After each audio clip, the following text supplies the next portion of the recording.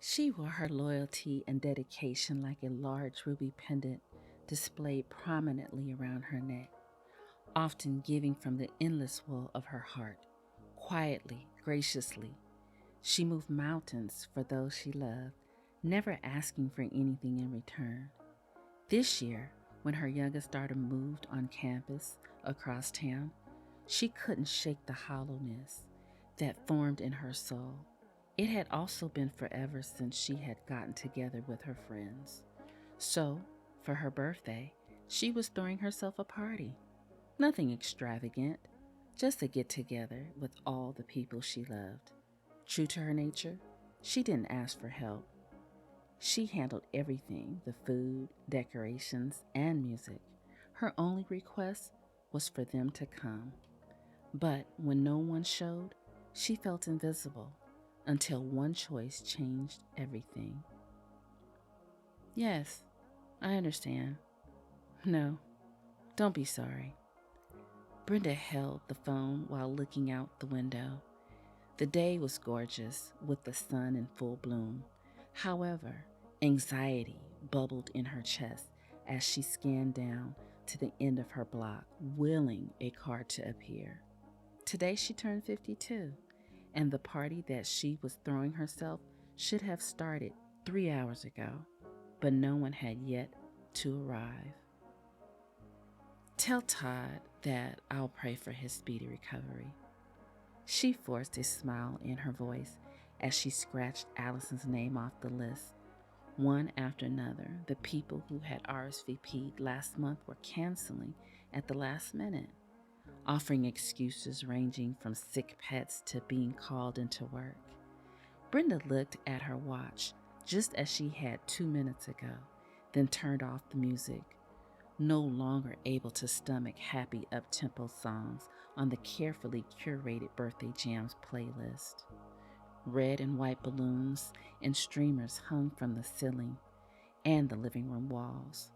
Spread out on the dining room table were platters of food, including fried chicken and corkscrew pasta. Strategically placed throughout downstairs were large prints of Brenda and her loved ones on special occasions.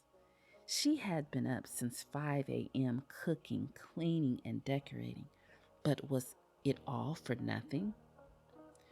When her phone lit up, a picture of her son's face illuminated on the screen, reigniting her hope. "Hi, son," she answered cheerfully, anticipating that he was calling to say that he was on his way, since he always ran late. "Hey, Ma, I was just checking if you took care of that thing for me." "Oh, yeah, Trey, it's all handled. I left work early on Wednesday to make sure I got there on time." "Cool, cool. Good looking out, Ma. All right, I'm about to go into this spot. I'll hit you up later." The phone disconnected before she could ask him if he was coming. She teared up when realizing that he didn't acknowledge her birthday. Trey had always been selfish, but this was a new low. When she heard the door open and close, a little sunshine pushed through the clouds. "Kayla," she whispered on her lips, happy that at least her baby remembered her birthday. Brenda jumped up quickly, wiping her face as she waited for her daughter to appear. "You came," she exclaimed as her 19-year-old daughter eventually rounded the corner with her friend.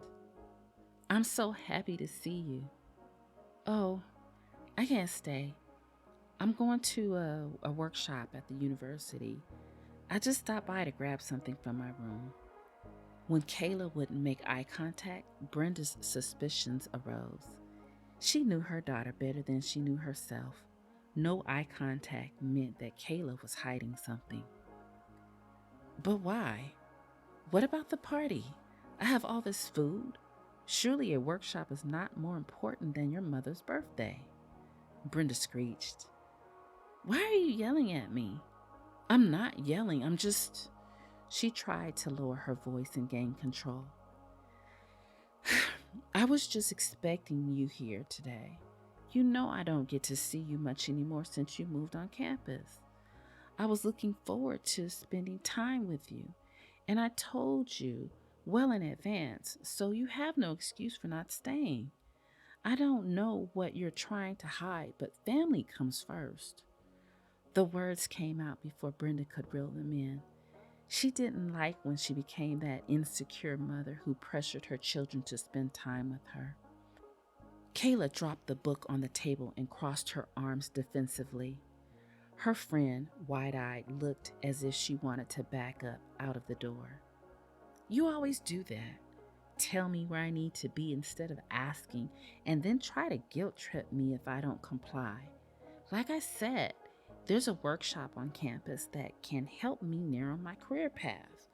I came home only to get this book so that one of the panelists, who's an author, can sign it." "Kayla, when I told you about the party, you said you were coming." "No, I said okay, acknowledging that I heard you, but never did I say that I would make it. You just assumed that I would come. You never listen. Look, I don't have time for this. I'm going to be late for the workshop. Come on, Renee." Kayla stomped out of the house, leaving Brenda defeated and confused.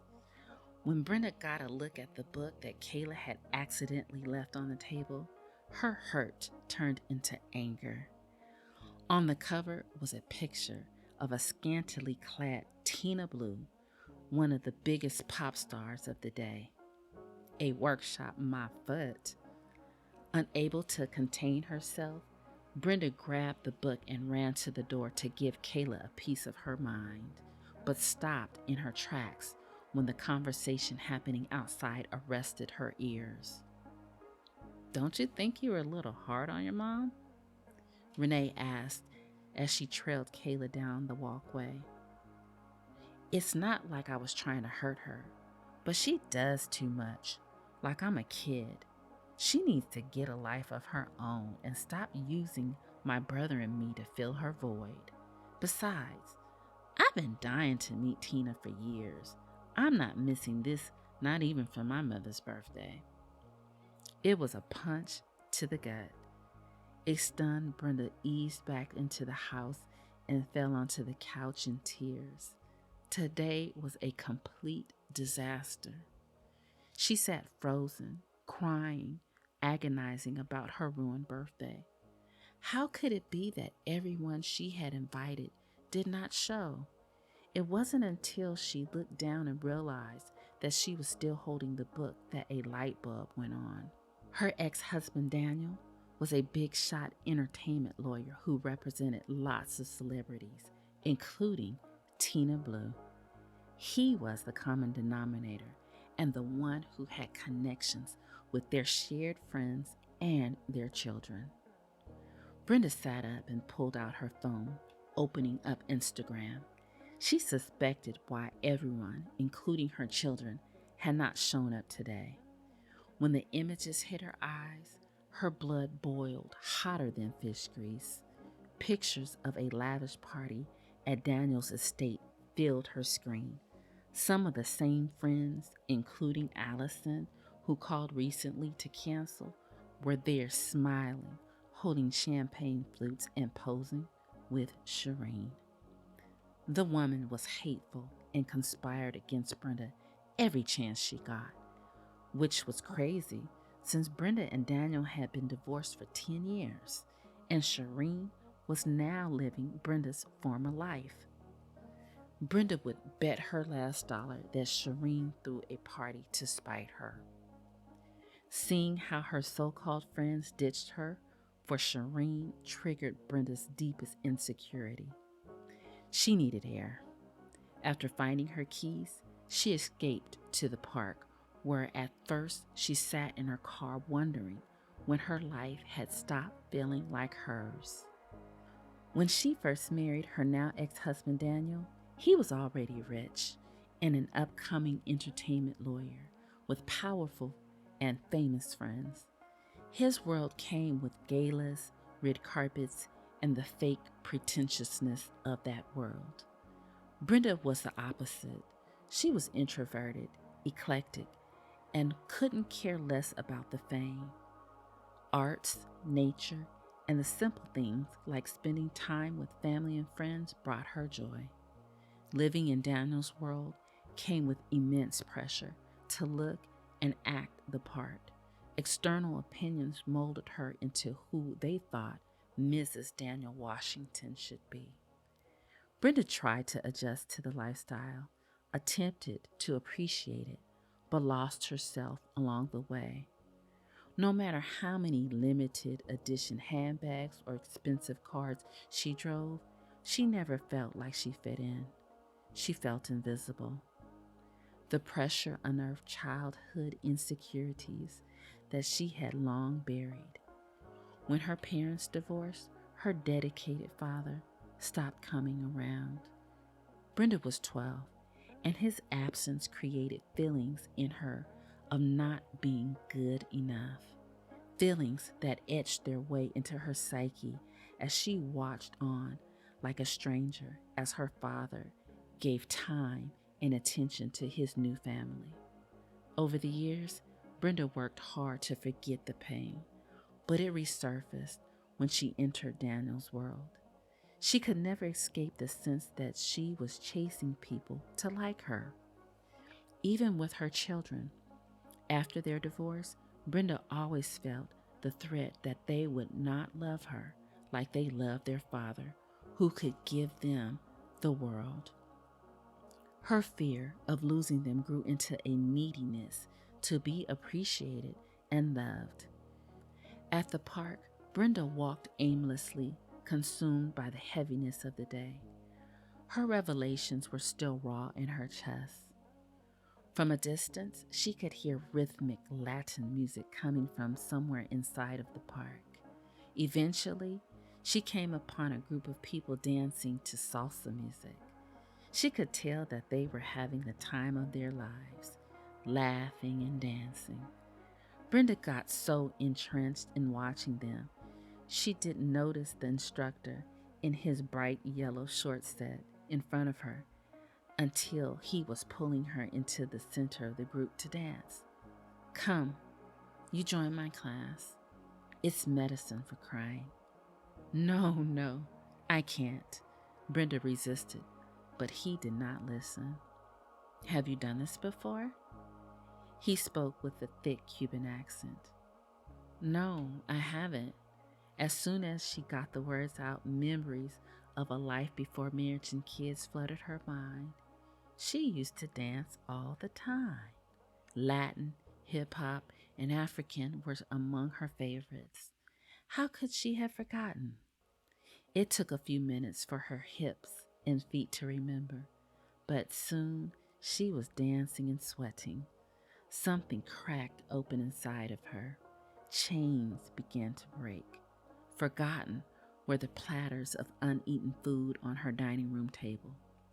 Joy was being released. When the class was over, Hector invited her to a club tonight, explaining that he was offering more lessons before the dance floor opened. Brenda declined. She hadn't been to a club in forever. The idea was almost absurd. But when she stepped into her empty, decorated living room, reality sunk in, and the feeling of abandonment returned. "No, no more," she declared as she backed out of the front door. It was time for her to live her life, for herself, rediscover the things that made her happy. She was going to the club, but first, she would need something to wear. After sitting in her car for 20 minutes, Brenda forced herself out. It was night, and she was happy to get a park in front of the door. She wore a red halter-style A-line dress that was elegant and bold. She put her braids up in a top bun, highlighting her bare shoulders, but worried about what people would think. Was she too old to wear something so sexy? Once inside the club, she almost turned around and left until she saw some familiar faces from the park. Soon, they were dancing, And like earlier today, Brenda got lost inside the rhythm of each song. By the time the club started filling up with patrons, Hector had moved his class to the main dance floor. She was paired with Alfredo, another dancer from the class. Once they shook off the nervousness, they tore up the dance floor like they had been dancing together for years. Sometime after she and Alfredo began, he was tapped on the shoulder by a man asking to cut in. Brenda laughed with fervor as guy after guy cut in to dance with the woman in the red dress. With each song, she grew more confident and no longer feared what people thought of her. In a strange way, Brenda's decision to get out of her comfort zone by dancing first at the park and now tonight at the club freed her from seeking her value in the eyes of others. From this moment forward, she was choosing herself and would no longer give her energy to people who did not appreciate her. When the next man cut in, her mouth fell open in shock as she looked up into her ex-husband Daniel's eyes, feeling a bit weird about them being so close. It had been 10 plus years since they had shared a dance. What? What are you doing here? Aren't you having a big party? That party is the reason why I am here. He sighed and dropped his shoulders, but kept pace with the song. I had been out of town for several weeks because we're opening another office in Atlanta. It wasn't until I arrived home last night that I found out about the party. You know, I live this lifestyle because it comes with the territory, but it doesn't mean that I want it at my home all the time. I wanted to come home to peace, and it didn't take a rocket scientist to figure out why she threw that party on today out of all days. I just couldn't handle it, so I left and came here to unwind and have a couple of drinks. But Daniel, that doesn't make any sense. You left a party at your house to come to a club? He chuckled. I know, but I know the owner, and he let me come before they opened. And I was leaving when I saw this gorgeous woman in a red dress on the dance floor. To see you so happy and free, it reminded me of the woman that I met and fell in love with all those years ago. I could not leave without getting a dance. But as you can see, I had to wait my turn. They both laughed. Look, I'm sorry about what Shireen pulled. You didn't deserve it. I'm going to have a serious talk with her in the morning, just like I had with Kayla tonight, who spilled the beans about what was going on. But seeing you like this, so alive and confident, it's worth the price of admission. This is the real you. Remember that. They danced through a few more songs. Daniel wouldn't let anyone else cut in. There were no romantic feelings or gestures, just two old friends dancing the night away.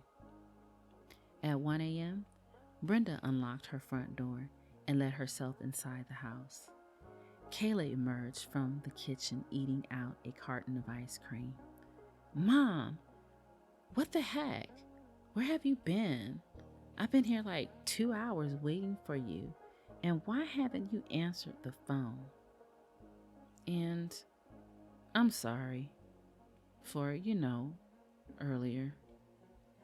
Brenda looked down at her phone in her hand and for the first time saw all the missed calls from Kayla, Trey, and a few other people. A smile spread across her face, thinking about all the fun she had tonight. Brenda shrugged her shoulders as she walked towards her bedroom. I was out getting my life. Now, be a doll and put away the food for me. I'm going to bed. Oh, and I forgive you. Thanks for listening. If you have enjoyed this story, please like, subscribe, and share. Until next time.